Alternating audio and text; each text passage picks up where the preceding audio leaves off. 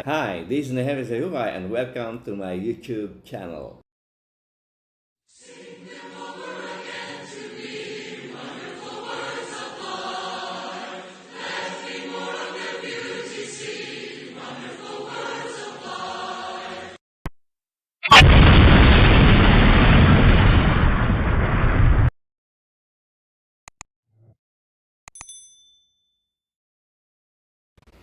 Ituloy po natin yung ating pag-aaral dito po sa ating serye na ating pinag-aaralan dito po sa Gospel of Jesus Christ according to John na isinulat niya noong 96 AD. At nandito na po tayo sa kalagitnaan ng kanyang aklat. At ito po ay yung chapter 11 ng The Gospel of Jesus Christ according to John. At bago tayo sumigi, bago tayo magpatuloy sa ating pag-aaral, unawain muna natin at alalahanin na ang sulat na ito ay isinulat niya sa layunin na ang babasa po ay mapaniwala na si Jesus ang Kristo, ang anak ng Diyos. At kung siya ay maniniwala, magkakaroon siya ng buhay sa kanyang pangalan. Ganito po ang sinasabi ng John chapter 20 verse 30 to 31. Jesus performed many other signs in the presence of his disciples, which are not recorded in this book. But these are written that you may believe that Jesus is the Messiah, the Son of God, and that by believing you may have life in his name. So, by believing that Jesus is the Messiah, by believing that Jesus is the Christ, the Son of God, you will have life in His name. Ito po yung layunin kung bakit natin pinag-aaralan ang aklat na ito. At dito po sa chapter 11 verse 1, ganito po ang ating mababasa. Now a man named Lazarus was sick. He was from Bethany, the village of Mary and her sister Martha with him. So, ang sabi doon sa verse 2, this Mary whose brother Lazarus now lay sick was the same one who poured perfume on the Lord and wiped his feet with her hair. Kung tatandaan niyo po doon sa Luke chapter 7 verse 37, na kung saan meron pong babae doon, no, mula ng kanyang pagdating ay umiiyak at pinapahiran niya ng kanyang buhok yung mga luhang pumapatak sa paa ng ating Panginoon Kristo at binuhusan niya ng langis ang ating Panginoon Kristo. Madalas po nating naririnig na ito ay si Mary Magdalene. Pero hindi po ito si Mary Magdalene. Si Mary Magdalene po ay taga Magdala. Si Mary na taga Magdala. Kaya po siya tinawag na Mary Magdalene. Pero itong Mary pong ito, hindi po siya taga Magdala. Siya po ay taga Bethany. Ang ating Panginoon Kristo po tinawag na Nazarene sapagkat siya po ay lumaki sa Nazareth. At si Mary na taga Magdala, tinawag pong Mary Magdalene. At ito pong tinutukoy na Mary dito na kapatid ni Martha at kapatid ni Lazaro, hindi po siya si Mary Magdalene. Siya po ay si Mary na taga Betania. At siya po yung nagbuhos ng langis sa ating Panginoon Kristo. At siya po yung nagpahid ng kanyang buhok doon sa mga luhang lumalabas sa kanyang mata na tumutulo sa paanan ng ating Panginoong Hesus Kristo. At kung titignan po natin doon sa mapa, ito pong mapa na ating po nakikita sa inyong monitor, makikita natin yung Magdala po nasa Galilee. At yung Bethany po ay naandun po sa Judea na mga kulang-kulang 2 milya ang layo po sa Jerusalem. So, tandaan po natin, hindi po si Mary Magdalene yung pong tinutukoy doon sa Luke chapter 7, kundi si Mary na taga Betania. At doon po sa 3 ay ganito po ating mabasa. So, the sisters sent word to Jesus, Lord, the one you love is sick. Yung mahal na si Lazaro ay may sakit. Sa verse 4, ganito po ang ating mabasa. When he heard this, Jesus said, this sickness will not end in death. No, it is for the glory of God, so that God's Son may be glorified through it. So makita natin, sinabi ng ating Panginoon Kristo na hindi ito isa ikamamatay. Pero alam natin, no, sa istoryang ito na si Lazaro po ay namatay. Pero ang sabi ng ating Panginoon Kristo, itong pangyayaring ito na bubuhayin niya nga si Lazaro ay ito ay para sa ikaluluwalhati ng Diyos at ikaluluwalhati ng kanyang anak. No? At doon po sa verse 5, ganito po ang ating mababasa. Now Jesus loved Martha and her sister and Lazarus. So when he heard that Lazarus was sick, he stayed where he was 2 more days. And then he said to his disciples, let us go back to Judea. So makita natin nung marinig ng ating Panginoon Kristo na si Lazaro ay namatay. Ang sabi ng ating Panginoon Kristo, balik tayo sa Judea. At nag-react dito yung kanyang mga alagad. Sapagkat hindi pa nalalayo yung mga araw na ang ating Panginoon Kristo na nanggaling sa Judea ay gustong batuhin, gustong patayin ng mga Hudyo. Kaya ang sabi ng mga alagad niya sa verse 8 ay ganito, but Rabbi, they said, a short while ago the Jews there tried to stone you and you are going back. So babalik ka ron. At ang sagot ng ating Panginoon Kristo ay ganito. Jesus answered, are there not 12 hours of the day? Anyone who walks in the day-night or daytime will not stumble, for they see by this world's light. Na ang mga taong naglalakad sa liwanag ay hindi mai-stumble, hindi matatapilok sapagkat siya ay nasisinagan ng ilaw ng sanlibutan ito, ibig sabihin ng araw. At sabi niya sa verse 10, sabi, it is when a person walks at night that they stumble, for they have no light. So, yung mga nagda-travel sa gabi, yun po yung napapahamak sapagkat wala pong ilaw. So, verse 11, ang sabi po ng banal na kasulatan ay ganito. After he had said this, he went on to tell them, our friend Lazarus has fallen asleep, but I am going there to wake him up. Sabi dito sa verse 12, his disciples replied, Lord, if he sleeps, he will get better. Jesus had been speaking of his death, but his disciples thought he meant natural sleep. So, nung sinabi niya na pupunta ako doon sa Judea, natutulog si Lazaro, gigisingin ko.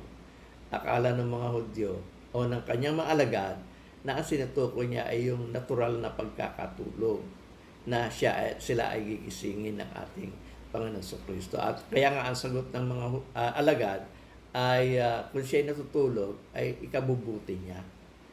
Pero tiniyak na ng ating Panginoon Kristo sa kanila na hindi lang natutulog si Lazaro kundi siya ay patay na. Kaya nga sa verse 13 ang sabi, Jesus had been speaking of his death, but his disciples thought he meant natural sleep. Kaya dun sa verse 14, ang sabi ng ating Panginoon Kristo ay ganito. So then he told them plainly, Lazarus is dead. And for your sake, I am glad I was not there, so that you may believe. But let us go to him. So sabi ng ating Panginoon Kristo, mabuti na lang wala ako doon. Para kayo ay maniwala sa akin. So makikita natin ang distansya po ng Jerusalem sa Betania ay less than 2 miles. At matagal pong lakarin po yun. So at malayo po yun. Pero makikita natin, ang nakarating lang pong balita sa kanila, si Lazaro ay may sakit. Wala pong nakarating na balita sa kanila, si Lazaro ay namatay. Pero makikita natin dito po sa storyang ito na bagamat walang nagbalita sa kanila si Lazaro ay namatay, alam ng ating Panginoon Kristo na si Lazaro ay namatay. Kaya nga sabi niya, mabuti wala ako doon. Para sa ganon, maniwala kayo sa akin. Sino ba namang hindi maniniwala? Hindi naman, ang layo-layo noon, hindi pa po advanced ang technology na kung saan madali ang communication. Tayo po sa panahon natin ito, may cellphone, madali lang po ibalita ang mga pangyayari. Pero noon po ay hindi pa advanced ang technology. At alam na agad, nakarating na agad ang balita sa ating Panginoon Kristo o nalaman agad ng ating Panginoon Kristo na si Lazaro ay ay namatay. Kaya ang sabi niya, mabuti ito. Para sa ganon, maniwala kayo sa akin. Sa verse 16 ay ganito ang ating mabasa. Then Thomas, also known as Didymus. Yung po salitang Didymus ay twin. Si Thomas po ay kambal. Ganun rin po yung tawag natin sa mga taong kambal eh. Isa man siya pero tinatawag natin kambal sapagkat alam natin na siya ay merong kakambal. At ganito po ang sitwasyon ni Thomas. Ang sabi, then Thomas, also known as Didymus, said to the rest of the disciples, let us also go that we may die. Sa verse 17, ang sabi ng banal na sulatan ay ganito. On his arrival, Jesus found that Lazarus had already been in the tomb for 4 days. No? 4 na araw na po siya pong nalilibing. At doon sa verse 18, ang sabi, now Bethany was less than 2 miles from Jerusalem. So, sabi doon sa 19, and many Jews had come to Martha and Mary to comfort them in the loss of their brother. When Martha heard that Jesus was coming, she went out to meet him, but Mary stayed at home. Sa 21, sabi ng banal na kasulatan ay ganyan, Lord, Martha said to Jesus, if you had been here, my brother would not have died. But I know that even now, God will give you whatever you ask. So sabi ni Martha sa ating Panginoon Kristo, kung naandito ka sana, hindi sana namatay yung aking kapatid. Pero alam ko na kung ano man ang hilingin mo sa Diyos ay ipagkakaloob sa iyo. So verse 23, ang sabi ng ating Panginoon Kristo ay ganito. Jesus said to her, your brother will rise again. Martha answered, I know he will rise again in the resurrection at the last day. Alam ni Martha yung doktrina na merong isang araw, no, darating yung araw ng resurrection at lahat ng tao ay bubuhayin muli. Pero hindi ito ang sinasabi ng ating Panginoon Kristo. Hindi po yung resurrection from the dead na kung saan ay bibigyan tayo ng glorious body. Bibigyan tayo ng katabang panglangit upang tayo ay tumira na sa langit. Ito po ay bodily resurrection. Demonstration po ito. Isa po ito sa tanda na gagawin ng ating Panginoon Kristo upang maluwalhati ng tao ang Diyos at maluwalhati siya ng mga tao na bilang anak ng Diyos na Kristo na sinugo ng Diyos sa sanlibutan. Kaya nga po doon sa 25, ganito po ang sinabi ng ating Panginoon Kristo kay Martha. Jesus said to her, I am the resurrection and the life. The one who believes in me will live even though they die. And whoever lives by believing in me will never die. Do you believe this? At doon po sa 27, ang sabi ng banal na kasulatan ay ganito. Yes, Lord, she replied, I believe that you are the Messiah, the Son of God, who is to come into the world. Nung sinabi ng ating Panginoon Kristo, ako ang resurrection at ako ang buhay, ang sabi ni Martha, opo, naniniwala ako sa iyo, Panginoon, sapagkat alam ko na ikaw ang Messiah, ikaw ang Kristo, ang anak ng Diyos. Ikaw yung ipinangako ng Diyos na darating sa mundo. Sa 28, ganito po ang ating mababasa. After she had said this, she went back and called her sister Mary aside. The teacher is here, she said, and is asking for you. Sa 29, ganito po ang ating mababasa. When Mary heard this, she got up quickly and went to him. Now, Jesus had not yet entered the village, but was still at the place where Martha had met him. Sa 31, ang sabi ng banal na kasulatan ay ganito. When the Jews who had been with Mary in the house comforting her noticed how quickly she got up and went out, they followed her, supposing she was going to the tomb to mourn there. Sa 32, ganito po ang ating mabasa. When Mary reached the place where Jesus was and saw him, she fell at his feet and said, Lord, if you had been here, my brother would not have died. So pareho lang sila nung sinabi ni Martha, no? Kung naandito ka sana, hindi sana namatay. At ganito naman yung ating mabasa sa 33. When Jesus saw her weeping, nakita ni Jesus na siya umiyak. And the Jews who had come along with her, also weeping. He was deeply moved in spirit and troubled. Where have you laid him? He asked. Come and see, Lord, they replied. And Jesus wept. So makikita natin dito, nung makita ni Jesus na si Maria ay umiiyak, at ang mga Hudyong sumunod sa kanya ay nag-iiyakan din. No, siya po ay naggumilihanan.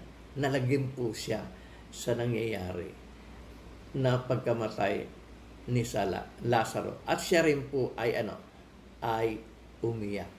So makikita natin, ito po'y kakaiba doon sa mga naririnig nating sermon na tuwing merong patay, ay maririnig natin ng isang preacher o isang pastor ay nangangaral na huwag nating iyakan ang ating mga namatay sa buhay. Pero ito'y kakaiba. Na makikita natin, si Maria na nagmamahal sa kanyang kapatid na si Lazaro ay umiyak sa kanyang pagkamatay. Maging ang kanyang mga kapitbahay na mga Hudyo ay umiyak sa kanyang kamatayan. At maging ang ating Panginoon Kristo ay umiyak sa pagkamatay ni Lazaro. Ito po ay demonstration of love. Kaya hindi po natin dapat pigilin ang ating mga damdamin sa pagkawala ng ating mahal sa buhay. Sa pagkamatay ng ating mahal sa buhay, hindi tayo dapat magpigil ng ating damdamin. Kung naiiyak po tayo, ito po ay demonstration ng love. Kaya nga po sabi ng mga Hudyo, mahal talaga ni Jesus yang si Lazaro. Ayun ang mababasa po natin dito po sa 36. Ang sabi, then the Jews said, see how he loved him? But some of them said, could not he who opened the eyes of the blind man have kept this man from dying? Di ba siya yung nagpagaling sa bulag? Sana mapipigilan niya rin yung kamatayan ng taong ito. Ang sabi ng mga Hudyo, kung napagaling niya yung bulag sana hindi niya pahintulutan na mamatay si Lazaro. Doon sa 38, ang sabi po ng Banal na Kasulatan ay ganito, Jesus once more deeply moved came to the tomb. It was a cave with a stone laid across the entrance. Sa 39 sabi, take away the stone, he said. But Lord, said Martha, the sister of the dead man, by this time there is a bad odor, for he has been there for 4 days. Sabi ni Martha, Panginoon, aalisin yung bato na nakatakip doon sa kanyang libingan. 4 na araw na po siyang patay. Agnas na po yan, mabaho na po yan. Pero sabi ng ating Panginoon Kristo ay ganito sa 40, then Jesus said, did I not tell you that if you believe, you will see the glory of God? Di ba sinabi ko na sa iyo, kung ikay maniniwala, makikita mo ang kaluwalhatian ng Diyos. Kung maniniwala ka na kaya kong buhayin ito si Lazaro, makikita mo yung kaluwalhatian ng Diyos. At ganito po sa 41. So they took away the stone. Then Jesus looked up and said, Father, I thank you that you have heard me. I know that you always hear me, but I said this for the benefit of the people standing here, that they may believe that you sent me. Naniniwala naman ako na lagi mo akong dinidinig. At nagpapasalamat ako sa iyo na dininig mo ako. At kaya ko po sinasabi ito para sa ganon ay maniwala ang mga taong ito na na ako nga ang sugo mo. So sa 43, ang sabi ng Banal na Kasulatan ay ito. When he had said this, Jesus called in the loud voice, Lazarus, came out. The man or the dead man came out, his hands and his feet wrapped with a strip of linen and a cloth around his face. Jesus said to them, take off the grave clothes and let him go. So makikita natin, patay na 4 na araw. Pero ito ay muling binuhay ng ating Panginoong Kristo. Ito ay demonstration na siya na nga ang sinugo ng Diyos. at ito ay sa ikaluluwalhati ng Diyos at sa ikaluluwalhati ng anak ng Diyos. Siya na nga ang Kristo, ang anak ng Diyos na kanilang iniintay. Ito po ang ginawa niyang muling pagbubuhay kay Lazaro. Ito po yung ikapitong sign, ikapitong tanda. Tanda na siya na nga ang Kristo, ang anak ng Diyos na buhay. At ito ay ay kanyang ginawa. Natatandaan niyo yung purpose ng pagkakasulat ng aklat na ito. Ang sabi po, Jesus performed many other signs in the presence of His disciples which are not recorded in this book, but these are written. Kasama yung pagbubuhay na muli kay Lazaro. These are written that you may believe that Jesus is the Messiah, the Son of God, and that by believing you may have life in His name.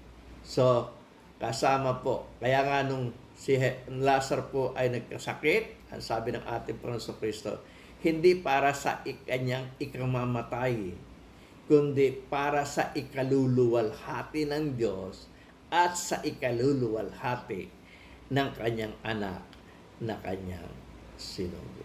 Sana po sa maikling panahon ng ating pag-aaral ay meron po kayong natutunan. Sana po ay nag-enjoy kayo. At sana po ay muli tayong magkita-kita sa mga susunod pang video na aking pong i-upload. Kung nagustuhan niyo po ang video ito, sana po ay mag-subscribe kayo at i-ring nyo na rin po yung bell para sa ganon ay kung meron po kaming mga bago pang mga video na akin pong i-upload ay ma-notify kayo at i-like nyo na rin po kung nagustuhan niyo po ang video ito. At kung maaari, ay i-share nyo na rin po ito sa inyong mga kaibigan para sa ganon sila man ay makapanood ng mga video ito. At sana po ay kung meron po kayong comment, sana po ay mag-comment kayo. Muli, ako po si Nehemia Sayuhay. Ako po ay taos-pusong nagpapasalamat sa inyo at sana po ay panoorin nyo na rin po yung video ito na sa inyong harapan at pindutin nyo na rin po itong bilog para sa inyong mga subscription. Maraming salamat po.